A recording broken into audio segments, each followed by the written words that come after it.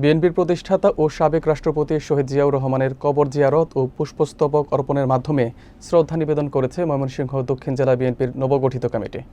বিস্তারিত থাকছে সাইফুল ইসলামের প্রতিবেদনে। বুধবার দুপুরে রাজধানীর চন্দ্রিমা উদ্যানে এই কর্মসূচি পালন করা হয়। নেতৃত্ব দেন জেলা বিএনপির যুগ্ম আহ্বায়ক ও ভালুকা উপজেলা বিএনপির ভারপ্রাপ্ত আহ্বায়ক আলহাজ মুর্শেদ আলম।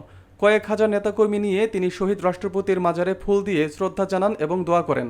প্রধান অতিথি হিসেবে উপস্থিত ছিলেন বিএনপির জাতীয় স্থায়ী কমিটির সদস্য নজরুল ইসলাম খান। আরও উপস্থিত ছিলেন দলটির যুগ্ম মহাসচিব হাবিবুন নবী খান সুহেল ও সৈয়দ এমরান সালেহ প্রিন্স, বিভাগীয় সাংগঠনিক সম্পাদক শরীফুল আলম সহ সাংগঠনিক সম্পাদক ওয়ারেস আলী মামুন।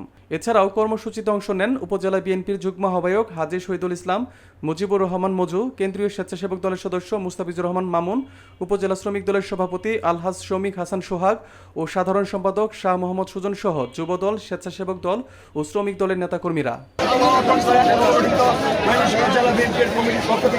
আমি আশা করি